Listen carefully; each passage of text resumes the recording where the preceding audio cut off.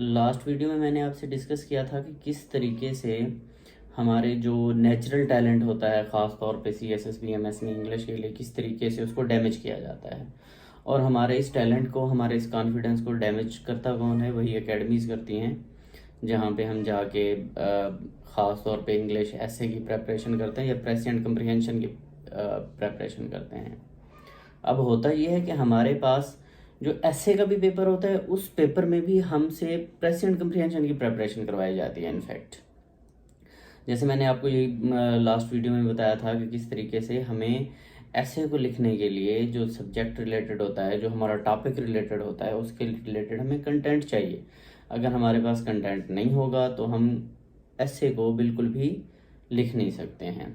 लेकिन हम उसमें भी अपनी ग्रामर पे काम कर रहे होते हैं, हम अपनी सेंटेंस करेक्शन पे काम कर रहे होते हैं। जबकि ये जो हमारा टॉपिक रिलेटेड है, ये है हमारा प्रेस एंड कम्प्रीहेंशन के पेपर के लिए, कि वहाँ पे हमने अपने सेंटेंस स्ट्रक्चर को भी ठीक करना है, हमने अपनी इंग्लिश ग्रामर को भी ठीक करना है। और यही काम हम प्रेस और कम्प्रीहेंशन के पेपर में भी करते हैं, और यही काम हम जो है ऐसे के पेपर में भी कर रहे होते हैं। अब मसला ये होता है कि ऐसे हमारा फेल हो जाता है और प्रेस और कम्प्रीहेंशन जो है वो हम पास कर जाते हैं। इसकी रीज़न क्या है? इसकी रीज़न ये है कि मैं अभी आपसे एक दो एक्सरसाइज भी करूँगा और आपको करके दिखाऊँगा कि किस तरीके से जो एकेडमीज़ हैं, एक तो हमें मिसगाइड भी करती हैं, हमें एक्सप्लॉइट भी करती हैं, पे भी करती हैं, और पे करने के बावजूद भी जो हमारा रिज़ल्ट होता है बहुत ही बुरे आते हैं। आप सबको पता है कि देखें, 30,000 अगर स्टूडेंट अपेयर हो रहा है और 300 or 400 पास हो रहा है, तो दैट इज़ अलार्मिंग सिचुएशन।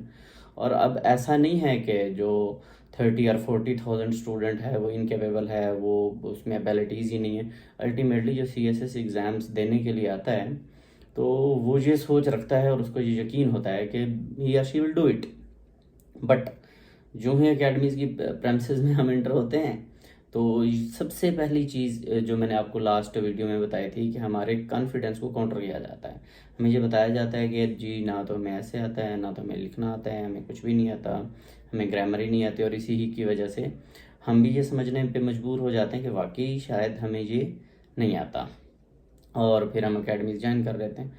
अब 3 मंथ्स की या 4 मंथ्स की अकेडमी को ज्वाइन करने के बाद ऐसे के कंटेंट पे 5% काम भी नहीं होता। नॉट इवन 5% वो हमें काम करवाते हैं। ग्लोबल वार्मिंग की मैं अगर बात करूँ, मैं हम डिजिटलाइजेशन की बात करूँ, मैं ऑनलाइन एजुकेशन सिस्टम की बात करूँ, मैं इकोनॉमी ऑफ पाकिस्तान की बात करूँ, मैं एग्रीकल्चर की बात करूँ, मैं जो है सिविल सुपरमेसी की बात करूँ, डेमोक्रेसी की बात करूँ, इन किसी भी अगर टॉपिक पे काम करूँ, तो किसी एक क्लास में भी हमें ये नहीं बताया जी ये इसके फ्लॉज हैं, ये इसकी स्ट्रेंथ हैं, ये इसका वीकनेसेस है, इसको अपने ऐसे लिखना है, इसको अपने ऐसे लिखने को। वही चीज़ हमें आउटलाइन और फिर इंट्रोडक्शन और बॉडी पैराग्राफ और कंक्लूजन पे रखा जाता है। रिज़ल्ट ये होता है कि जब हम अकेडमी से बाहर आते हैं, तो हमारे पास जो ऐसे के लिए रिलेटेड कंटेंट चाहिए होता है, वो कंटेंट नहीं है।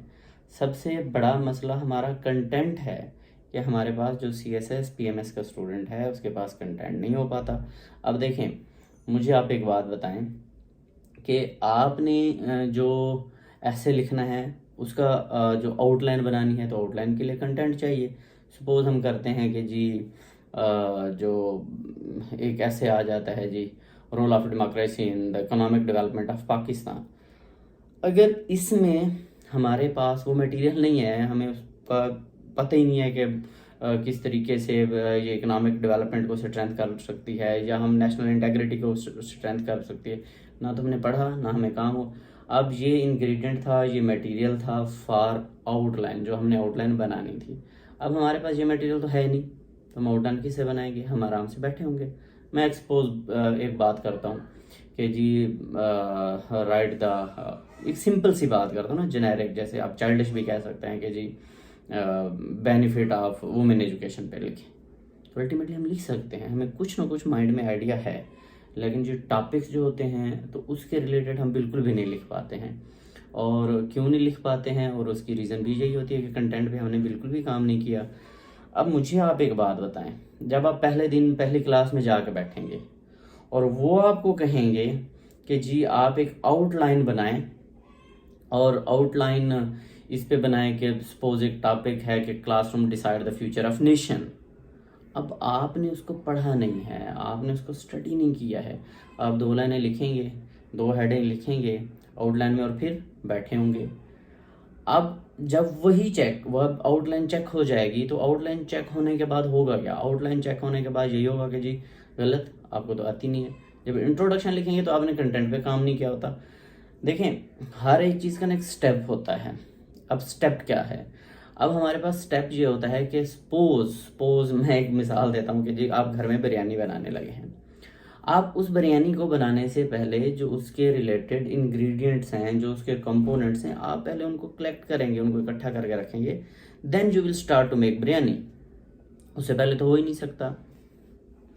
अब बिरयानी तब बनेगी जब उसके लिए जो रिक्वायर्ड मटेरियल है वो हमारे पास अवेलेबल होगा। और यही सबसे बड़ा मसला अकेडमीज़ का है। और आप में से बहुत से लोग जो है इस बात को आप सेकंड भी करेंगे कि वाकई ऐसा ही होता है।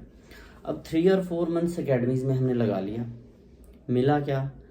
आउटलाइन आपको नहीं बनानी आती, इंट्रोडक्शन लिखना आपको नहीं आता जी, बॉडी पैराग्राफ आप नहीं लिख सकते, कंक्लूजन आप नहीं लिख सकते। आपके बैच में 50 स्टूडेंट होते हैं तो जो रिजल्ट वो देते हैं जी, अगर किसी दिन एक कंप्लीट ऐसे भी लिखवा लें तो 3 पास हैं। अब ना वो हमारे ना कॉन्फिडेंस को किल कर रहे होते हैं, और जो पॉइजन है हमारे लिए लिटरली स्पीकिंग कि और फिर होता क्या है, देखें CSS सिर्फ इंग्लिश के एग्जाम तो है नहीं, हमारे पास 12 सब्जेक्ट्स होते हैं। हम उन्हीं में उलझे रहते हैं, उसी चीज़ में उलझे रहते हैं, और हमारे माइंड को वो चीज़ खाए जा रही होती है, खाए जा रही होती है, खाए जा रही होती है। अब हमें करना क्या है और हमारा काम है क्या, हमें किस चीज़ को देखना है, ये समझना बहुत ज़रूरी है। ऐसे के लिए ख़ास तौर पे हमें काम करना है, जो टॉपिक हमारा जो ऐसे के रिलेटेड टॉपिक आपको लगता है कि ये आ सकता है, ये पता होता है कि ये टॉपिक्स, ये जो है फील्ड्स हैं तो ये आ सकती होती हैं, ठीक, उन पे काम करने की ज़रूरत है। अब ऐसे में सपोज हम इकोनॉमी पे ऐसे लिख रहे हैं, तो अगर जो एग्जामिनर है वो जो चेक कर रहा है उसे लगे कि यार किसी इकोनॉमिस्ट ने लिखा है। अगर हम एग्रीकल्चर पे लिख रहे हैं तो उसे पता लगना चाहिए ये किसी एग्रीकल्चर एक्सपर्ट ने लिखा है। और ये पॉसिबल कैसे होगा? ये ऐसे पॉसिबल होगा जब हमारे पास उस चीज़ का नॉलेज होगा, जब हमारे पास लिखने के लिए कोई मटेरियल होगा। लिखने के लिए मटेरियल नहीं होगा, हम 10 दफ़ा अपने आउटलाइन ठीक करते रहें, हम 10 दफ़ा अपना इंट्रोडक्शन ठीक करते रहें, हम 10 दफ़ा अपने जो है कंक्लूजन को ठीक करते रहें, हम कभी भी अच्छा ऐसे नहीं लिख सकते। इसलिए नहीं लिख सकते कि हमें उसके लिए चाहिए मटेरियल। मैं जो है मैं इंशाल्लाह ताला ऐसे लिखूँगा पूरे कंप्लीट डिटेल के साथ, और जो है वो आप सबके साथ शेयर भी करूँगा, बल्कि वाइट बोर्ड पे ही लिखूँगा मैं सारे के सारे, ठीक है, ताकि एक अच्छा सा कंटेंट मैं क्रिएट करके दे सकूँ आपको। अब सपोज यही मैं एक मिसाल देता हूँ, 2 ऐसे हैं, ठीक है। एक ऐसे है जी जेंडर इक्वालिटीज़ अमित सपोज करते हैं, ठीक है। अब इस पे हर स्टूडेंट ने तकरीबन काम किया होता है, हर टीचर ने भी काम किया होता है, वो लिखें तो प्रोबेबिलिटी होती है कि वो उसमें पास हो जाएं। बट या हम एक ऐसे आ जाता है कि जी are the copper mines future of Pakistan, कि जो कॉपर माइंस हैं ये पाकिस्तान का फ्यूचर है कि नहीं है। अब देखें, अब हम अगर जब इस कंटेंट की बात की है, हमें कॉपर माइंस के बारे में पता नहीं है, हमें उसके रिजर्वायर्स का नहीं पता, हमें उसके रिसोर्सेज का नहीं पता, हमें उसके यूजेस का नहीं पता, हमने रिसर्च नहीं किया, हमें ये भी नहीं पता कि in which areas of Pakistan copper mines are available. हमें जब ये पता ही नहीं है तो हम कभी भी एक अच्छा ऐसे नहीं लग सकते, इवन कि बहुत अच्छा टीचर भी नहीं लग सकता। तो हमें उसके ऊपर कंटेंट के ऊपर काम करना पड़ेगा। सबसे पहले कंटेंट है, कंटेंट के बाद आप उससे क्या करेंगे, जो है इंट्रोडक्शन पे काम करेंगे, और फिर आप जो है आउटलाइन पे काम करेंगे, इंट्रोडक्शन पे बॉडी पैराग्राफ और कंक्लूजन वगैरह पे बात करेंगे, ठीक है। अब बहुत से स्टूडेंट्स ऐसे होते हैं कि जो जी 100 ऐसे, मतलब है वो 20 ऐसे कर रहे हैं, 30 ऐसे कर रहे हैं, इतना ज़्यादा वो कर रहे होते हैं कि वो किसी एक में भी कामयाब नहीं हो सकते। जैसे हम कह सकते हैं कि जैक ऑफ ऑल ट्रेड आप कह सकते हैं, ठीक है, बट मास्टर ऑफ नन। अब उसमें क्या होता है, उसमें ये होता है कि अब इतने ज़्यादा कर लिए, किसी में एक्सपर्ट नहीं है। 100 ऐसे नहीं करने हैं, 100 टॉपिक्स को, 100 फील्ड्स को आपने कवर नहीं करना है। आपने ऐसे में 5 फील्ड्स को कवर करना है, लेकिन उन 5 फील्ड को आपने 100 टाइम करना है, ताकि एक्सपर्टीज़ आ जाए, ताकि उसमें आप इतने एक्सपर्ट हो जाएं कि कल को जब आप ऐसे प्रोड्यूस करें तो बहुत अच्छा होना चाहिए, ठीक है। और ये 5 टॉपिक्स कौन कौन से हैं, ये टॉपिक्स ही मैं आपके साथ डिस्कस करूँगा, बल्कि मैं इन सारे टॉपिक्स के ऊपर जो कंटेंट है वो सारे का सारा आपके साथ शेयर करूँगा। और जब आपके पास इतना कंक्रीट कंटेंट आ जाएगा, आपके लिए आउटलाइन बनाना सिंपल, आउटलाइन तो कुछ है ही नहीं, लेकिन आप 10 लेक्चर उसमें हो जाते हैं जी, जलील और ख्वार हो जाते हैं, और आउट 3 महीने में मेरा बैच भी ख़त्म हो जाता है। मैं उन कंटेंट पे भी काम करूँगा और मैं वो सारे कंटेंट आपके साथ शेयर करूँगा। जब हमारे पास कंटेंट हो जाएगा, हम डिस्कस करेंगे उस कंटेंट को। जब हमारे पास कंटेंट आ जाएगा तो फिर हम क्या करेंगे, उस कंटेंट से एक ऐसे ड्रा करेंगे। सपोज ये हमारे पास कंटेंट अवेलेबल है जी, अब ये सारे का सारा एक स्पेसिफिक टॉपिक रिलेटेड कंटेंट है। अब हमने इसमें से अच्छा ऐसे कैसे प्रोड्यूस करना है वो हम मिलके करेंगे, वो मैं आपको करवाऊंगा इंशाल्लाह ताला, ठीक है। तो जब आप प्रिपरेशन कर रहे हैं, माइंड में रहे, ध्यान में रहे कि कभी भी इस चीज़ में ना पड़े, अपने कॉन्फिडेंस को किल मत करें, ठीक है। इंग्लिश कुछ भी मुश्किल नहीं है कि जी हम सेंटेंस गलत लिखाएंगे, ये गलत लिखाएंगे, वो गलत लिखेंगे, ऐसा बिल्कुल भी नहीं है। कामयाबी की पहली सीढ़ी ही कॉन्फिडेंस होता है। जब कॉन्फिडेंस ही नहीं है, और कॉन्फिडेंस हम काउंटर करवा बैठते हैं, कहाँ से कॉन्फिडेंस किल हो जाता है, हमारे दोस्तों से, हमारे फ्रेंड से, हमारे सराउंडिंग से, और ख़ास तौर पे एकेडमी से। अकेडमीज तो इतना हमें हैंडीकैप शो कर देती हैं कि जी इनको कुछ आता ही नहीं है।